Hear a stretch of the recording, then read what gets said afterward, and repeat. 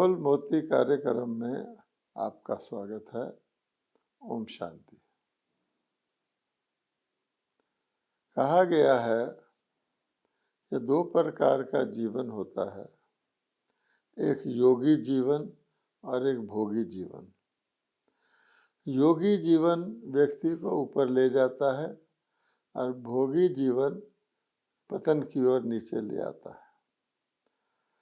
तो योगी जीवन के लिए पहली बात तो योगी कैसे बने और फिर हमारा सारा जीवन योगी कैसे बने, इस बात को समझना अति आवश्यक है। यद्यपि कुछ समय से योग का प्रचार प्रसार बहुत हो रहा है, भारत तो क्या सारे विश्व में यूनाइटेड नेशन की तरफ से भारत द्वारा पारित अंतर्राष्ट्रीय योग दिवस हर वर्ष मनाया जाता है। भारत के अंदर भी योग का प्रचार प्रसार बढ़ रहा है, सरकार भी उसमें मदद कर रही है। मनुष्यों का ध्यान भी भोगी जीवन से जो दुखी रहते हैं, अशांत रहते हैं, बीमार रहते हैं, उससे दुखी होकर के मनुष्य योग की तलाश कर रहे हैं। और आज योग के नाम पर तो अनेक प्रकार के योग प्रचलित हैं। जो सबसे पॉपुलर योग उसको अष्टांग योग कहा जाता है, उसके 8 उसके स्टेप्स हैं। और लोग ये भी समझते हैं कि श्रीमद् भगवत गीता योग का आदि ग्रंथ है, क्योंकि उसके अंदर 18 के 18 अध्याय योग के किसी न किसी रूप का विश्लेषण करते हैं। और योग को ऐसा माना गया है कि योग की कई पद्धतियां हो सकती हैं, उसके कई तरीके हो सकते हैं। तो मनुष्य प्रायः आमतौर पर देखा गया है कि संसारिक लोग, गृहस्थ व्यवहार वाले, वो शारीरिक आसनों को योग आसन मानते हैं और उनकी प्रैक्टिस करते हैं, जिससे हेल्थ ठीक रहती है। वो सोचते हैं स्वास्थ्य अच्छा होगा तो हेल्थ इज़ वेल्थ, बाकी सब भी ठीक चलेगा। लेकिन योग के कई लोग फिर गहरा भी मानते हैं कि नहीं, एक अंग योग का शारीरिक आसन है और दूसरा अंग उसका मानसिक संतुलन भी है और वो गहरी चीज़ है। उसके लिए फिर कई प्रकार के योग प्रचलित हैं, क्रिया योग इत्यादि इत्यादि। तो एक तो दो श्रेणी में बांटा जाए। एक तो हठ योग है, जो शारीरिक आसनों को कहते हैं, प्राण चढ़ाना आदि, और दूसरे मन की क्रियाओं को भी योग कहा जाता है। अब ये तो हम जानते हैं कि भगवत गीता में जिस योग का वर्णन है, उसको अगर बिल्कुल शॉर्ट रूप में देखा जाए तो भगवानोवाच है, मन मना भव, अर्थात मन को मेरे में लगाओ। वास्तव में जीवन काल में भी देखा जाए, व्यक्ति कहाँ होता है?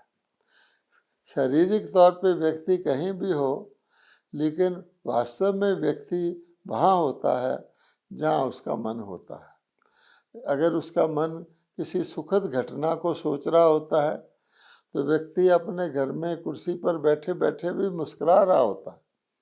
और अगर उसका मन किसी चिंता वाली या दुखद घटना के विचार कर रहा होता है तो उसके चेहरे पर चिंता के या भय के या दुख के आसार प्रकट हो जाते हैं।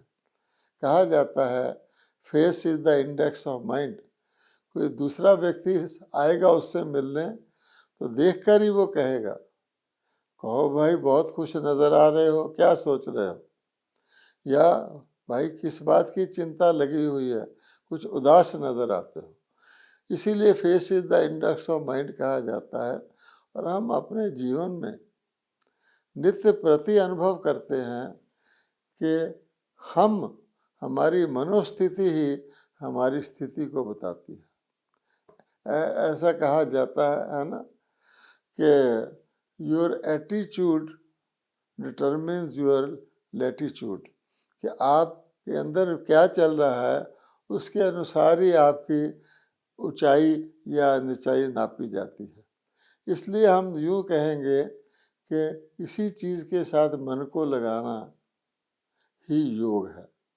अब मान लीजिए कई चीज़ों में तो व्यक्ति का स्वाभाविक योग लगा रहता है। एक स्टूडेंट है, उसका टीचर से योग लगना स्वाभाविक है।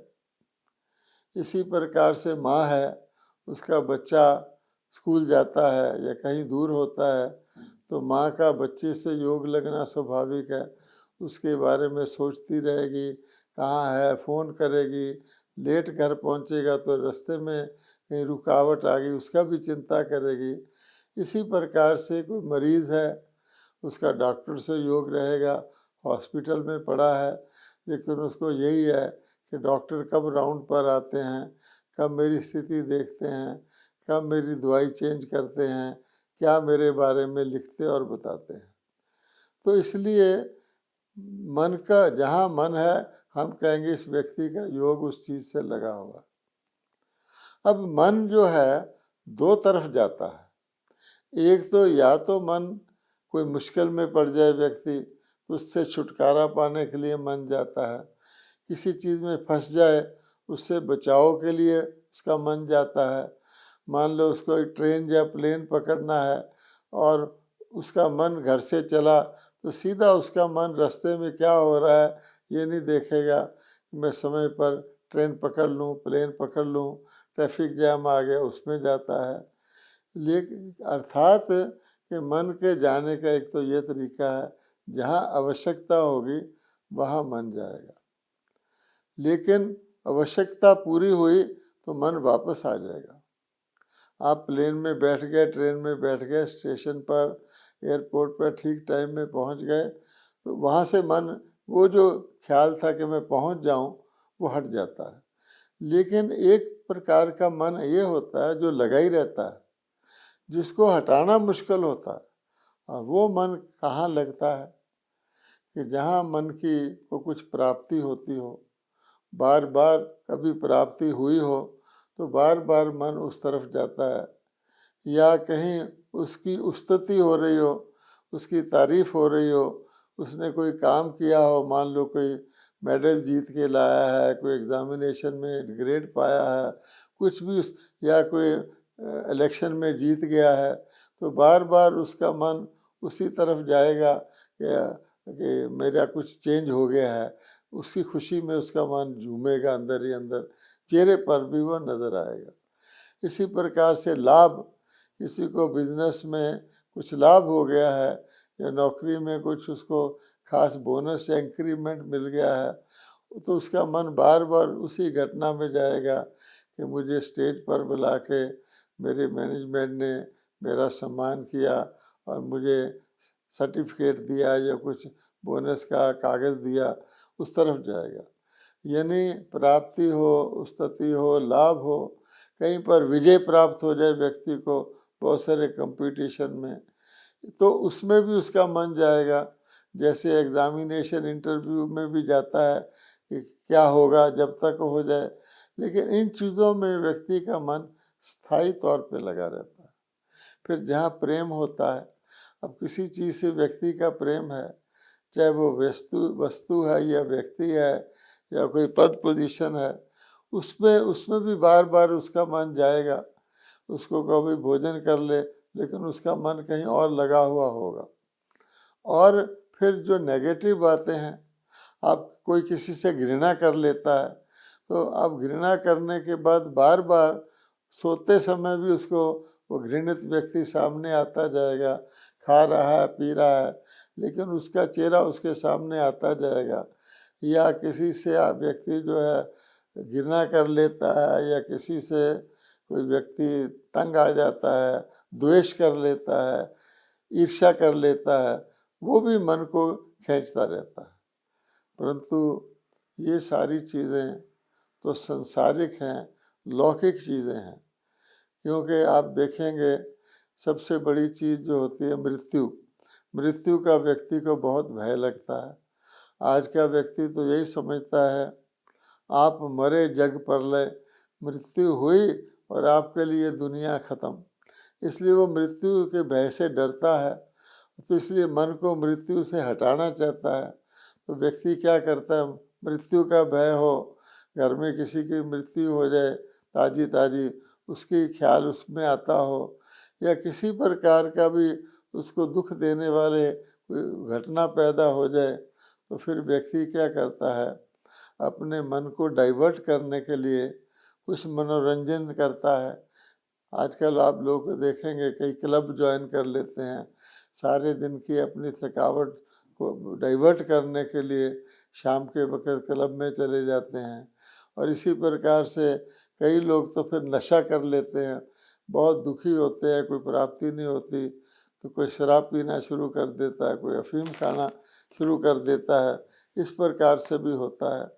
तो इसलिए ये सब डाइवर्शन वगैरह, ये दुख हमसे दूर हो जाए, लेकिन थोड़ी देर के बाद नशा उतर जाता है तो दुख फिर दोबारा आ जाता है। ऐसे तो किसी को डॉक्टर लोग भी क्लोरोफार्म एनेस्थीसिया दे देते हैं, बहुत तकलीफ़ होती है, थोड़ी देर उसका असर होता है, फिर बाद में फिर वही तकलीफ़ वापस आ जाती है। आप जानते हैं स्लीपिंग पिल खाने का तो आजकल कितना रिवाज हो गया है, कितना वो हानिकारक है लोग समझते नहीं।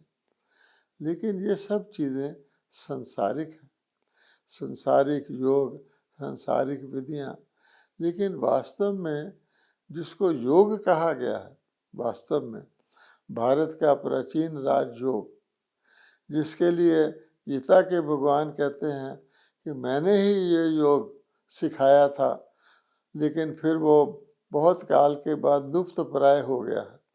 अब भगवान कहते हैं कि मैं दोबारा जब आता हूँ आकर के फिर वही योग सिखाता हूँ, तो वो योग तो कुछ ऊंची चीज़ है।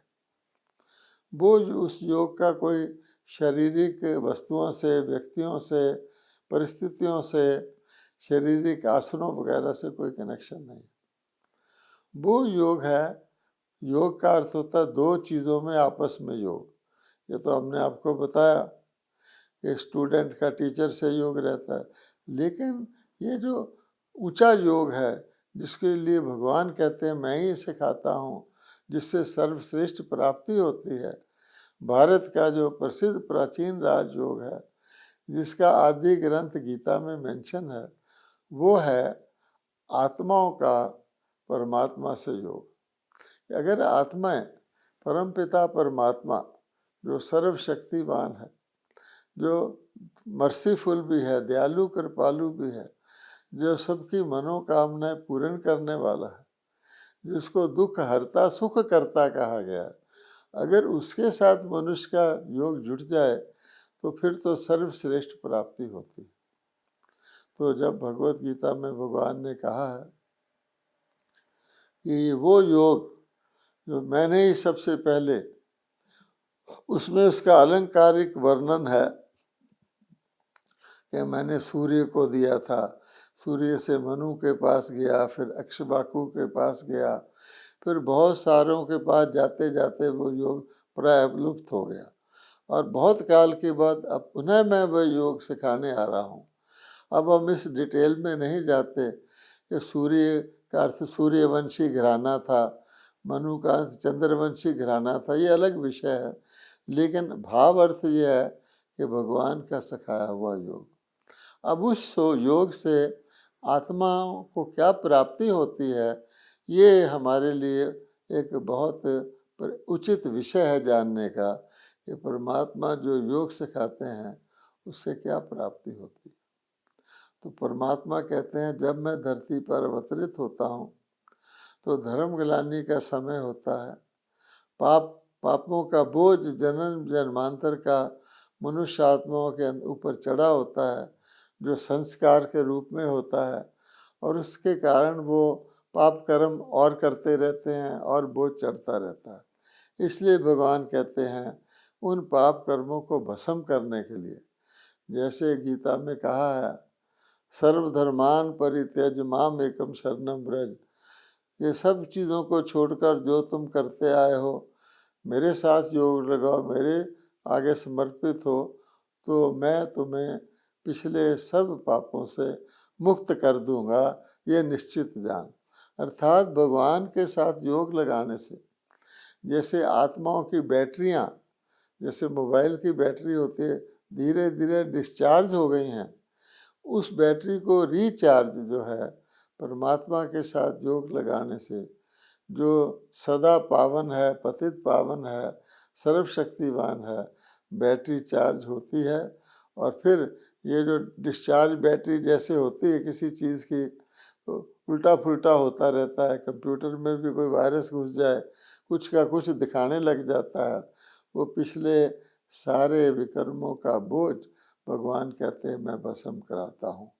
और भगवान गीता के भगवान ने बताया है इस सृष्टि के अंदर, चक्र के अंदर आधा टाइम पावन दुनिया रहती है, पावन व्यक्ति रहते हैं, देवता रहते हैं, और आधा टाइम पतित दुनिया हो जाती है, और अंत में बिल्कुल पतित हो जाती है। तो आधे टाइम जो दूसरा होता है उसमें भोगी होने के कारण ज़्यादा जन्म लेने पड़ते हैं। तो 2 युग द्वापर और कलयुग के 63 जन्मों का जो बोझ है पापों का, भगवान कहते हैं उससे मैं मुक्ति दिला देता हूँ। जो लोग मुक्ति मांगते हैं अर्थात योग बल से उनके पाप भस्म हो जाते हैं। फिर लोग मुक्ति के साथ जीवन मुक्ति भी मांगते हैं। आप देखेंगे गति के साथ सदगति कहते हैं। तो जीवन मुक्ति का मतलब होता है कि ना केवल हमारे पिछले हिसाब किताब चुकते हो जाए, लेकिन आगे के लिए हमारी प्रारब्ध भी बन जाए। इसलिए भगवान कहते हैं मैं अविनाशी ज्ञान, अविनाशी कमाई करा करके मनुष्यों को देवता बना देता हूँ अगले 2 युग के लिए। वो संपूर्ण निर्विकारी सर्वगुण संपन्न हो जाते हैं, सतो प्रधान हो जाते हैं, उनकी आयु लंबी हो जाती है।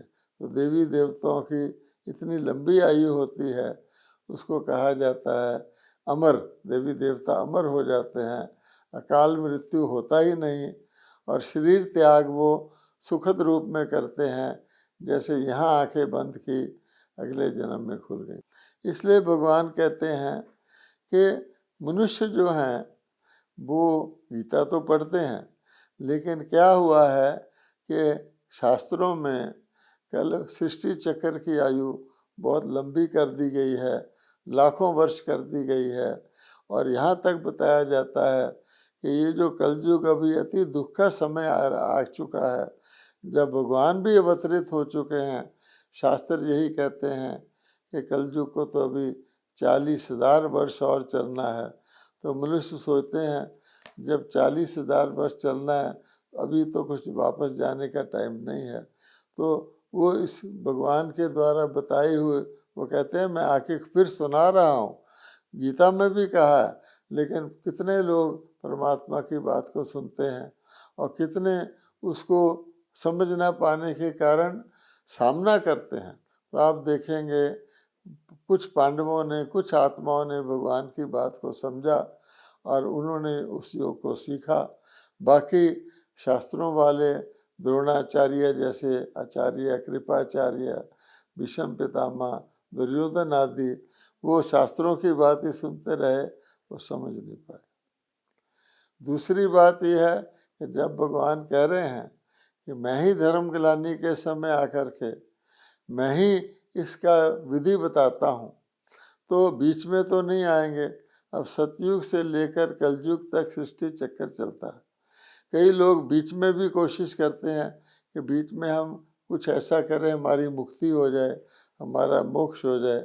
लेकिन भगवान कहते हैं सतयुग से कलयुग तक तो आत्माओं के नीचे आने का, परम धाम से नीचे आने का समय है। उस समय कोई भी आत्मा वापस जा नहीं सकती, क्योंकि वापस जाने का समय ही नहीं है। इसी प्रकार से योग क्या है, तो भगवान ने तो एक ही योग सिखाया था, लेकिन गीता शास्त्र लिखने वालों ने उस योग के 4 पहलू होते हैं, उनको अलग अलग करके बता दिया है कि एक ज्ञान योग होता है, एक कर्म योग होता है, एक भक्ति योग होता है, एक संन्यास योग होता है। 4 प्रकार के मुख्य योग कहे गए हैं। फिर ये भी कह दिया है कि ज्ञान योग सबसे मुश्किल होता है और भक्ति योग सबसे आसान होता है, क्योंकि ज्ञान योग में तो आपको पूरा ज्ञान चाहिए योग कैसे लगना है, वो समझते हैं, शास्त्र वगैरह पढ़ने पड़ते हैं, तो गुरु करना पड़ता है।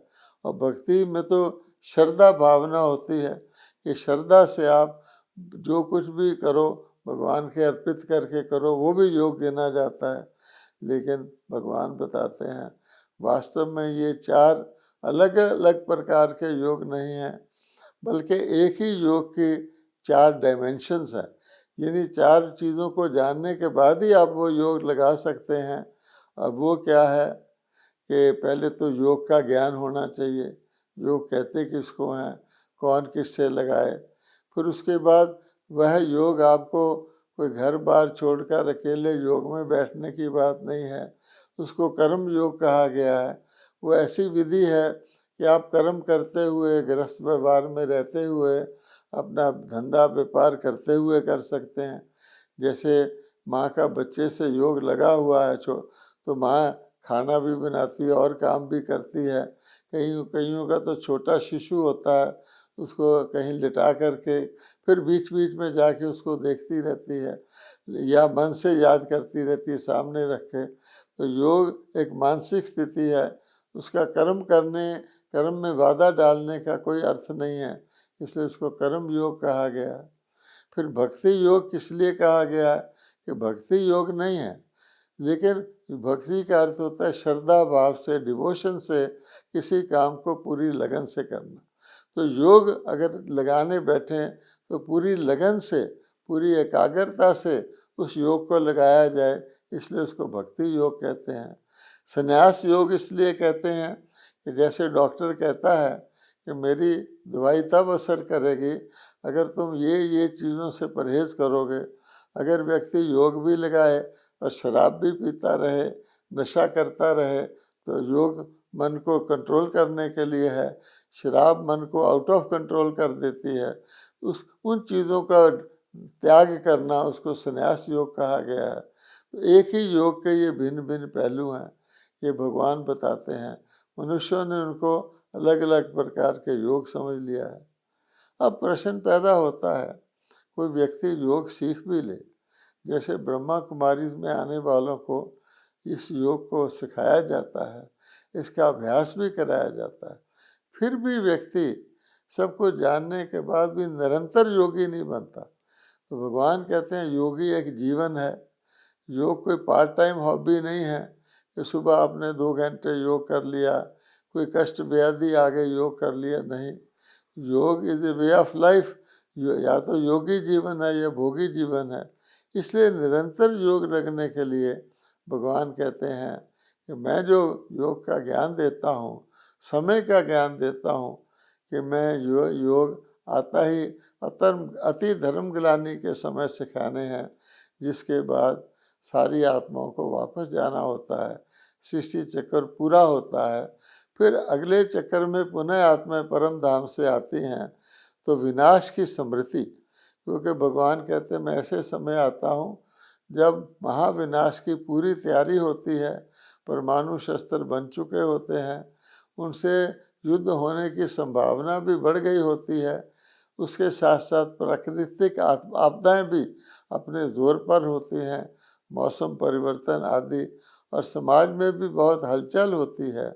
उस समय यानी दिखता है कि विनाश होने वाला है, तब व्यक्ति के योग लगता है, उसे विनाश की स्मृति रहती है, अब हमें वापस परम धाम में जाना ही है। एक बात तो ये है, और दूसरी बात है अचानक की स्मृति।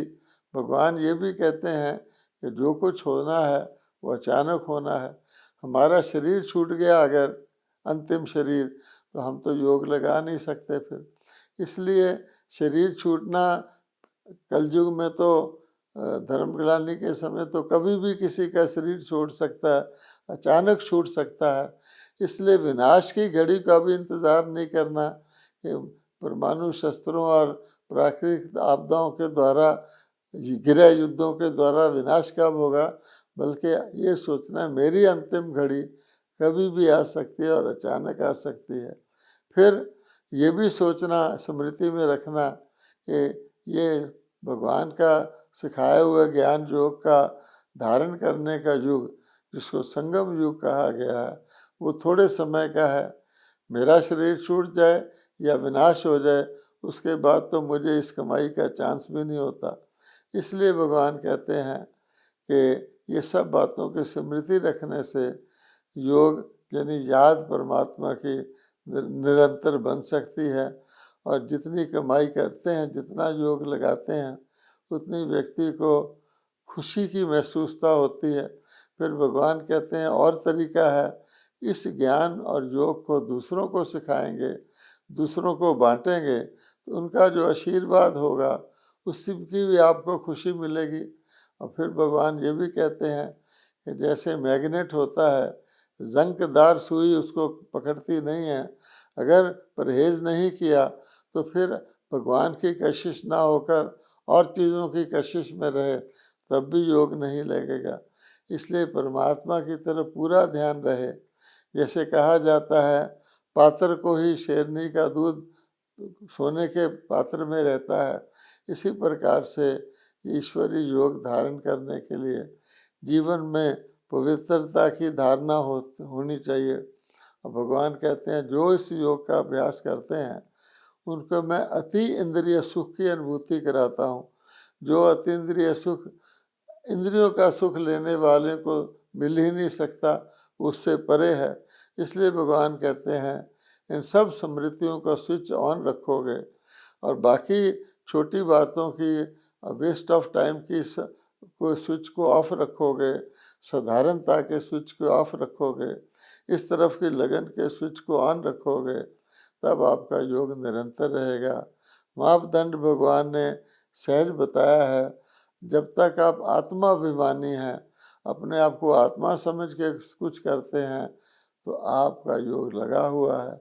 जो ही आप देह अभिमानी आए, अपने को शरीर मान के सोचने कर्म करने लगे, तो आपका योग नहीं लगेगा, वो संसारिक चीज़ों के लगेगा। इसलिए परिभाषा ये दी गई है कि व्यक्ति की अवस्था ऐसी होनी चाहिए, ये नहीं कि उस्तत विजय लाभ आदि में ही खुश रहे, लेकिन ऐसी स्थिति बनाए कि जिस आत्मा को कहीं से जाना होता है तो वो न्यारी हो जाती है। कर्म तो करते उसको वैराग आ जाता है कि अब मुझे ये स्थान छोड़ना है। इसलिए कहा गया है कि सच्ची सफलता योगी की तब है अगर वो उस्तति और निंदा, हानि और लाभ, जय और पराजय, मान और अपमान में बराबर स्थिति रखता है, साखी होकर के जीवन व्यतीत करता है, पर प्रभु चिंतन करता है, तब शुभ चिंतन उसके अंदर ऑटोमेटिकली आता है, अशुभ और व्यर्थ निकल जाता है। तो वो निरंतर योगी निरंतर अभ्यास से बन सकता है, उसको अपनी प्रोग्रेस स्वयं महसूस होगी। इसकी अधिक जानकारी के लिए, योग की विधि सीखने के लिए आप अपने निकटवर्ती ब्रह्मा कुमारी सेवा केंद्र से अवश्य संपर्क करें, क्योंकि समय घटता जाता है। बहुत गई थोड़ी रही, थोड़ी की भी थोड़ी रही, अचानक हमारा ये शरीर छूट सकता है, फिर ये सुनहरा चांस समाप्त हो जाएगा। ओम शांति।